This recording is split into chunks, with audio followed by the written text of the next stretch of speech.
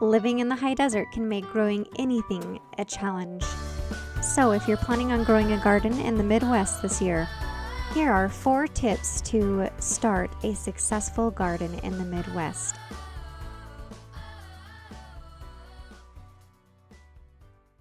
So, number 1, where to grow your garden. Now, we are super blessed to have this great big backyard, and we actually call it our backyard farm. We have chickens back here, we grow a great big garden, but as you can see, it is not fenced in. A huge obstacle for growing anything in my town is the deer. The deer eat everything here. So the first thing that we did was to build a deer fence. It's about 7 to 8 feet tall, and it is surrounded with chicken wire, and it keeps all the animals out of our garden. With as dry as our climate is here, it's so important to have a good watering system. You're going to be constantly battling to keep moisture in your soil and in the roots of your plants. All right, so number 2 is what soil to grow it in.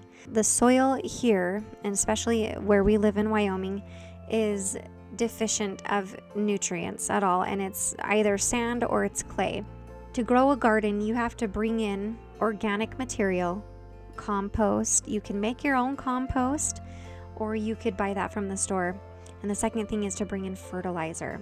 Some people have the question of whether or not they should have a raised garden bed. That's totally up to you. The nice thing about that is that you could control what you're putting in there. It's a more controlled state. For our garden, we did not do that. For the past 3 years, we have brought in fertilizer and compost. Once a year, we usually do that in the fall, and it composts for all winter long for about 6 months before we're ready to put the garden in. It's important to bring in your nutrients every single year, constantly adding nutrients to your garden area so that over time you're building up this integrity of soil, this richness and nutrients that grows over time, and slowly the quality of your soil will improve. Okay, so let's talk about when to grow. This can be really difficult for me. We have a really short growing season here in Wyoming. So while everyone else is putting in all of their seeds and starting their gardens in March and April, we are waiting. Now, one good thing about that is that we have time to plan. The best thing you can do is to wait for the last frost. So figure out what zone you are in. All you have to do is go into Google, put in your zip code, and it will tell you exactly what zone you are in. And Google can also tell you when your last frost is and your first frost of that year will be. And this kind of leads into my last tip, which is what to grow. Where we live, the best option for success in the garden is to choose plants that have a short growing season. The beginning of May, we put our seeds into the ground. These are usually plants that are durable in cold weather.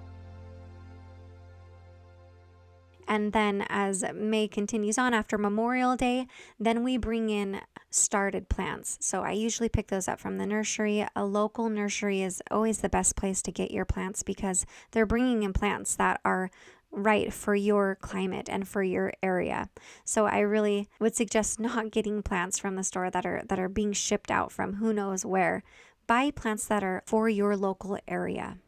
And like I said, choose plants that will be able to grow to maturity within the time period that you have. Plants I have had the most success growing here in Wyoming have been my root crops. So radishes, turnips, rutabagas, carrots can do really well here.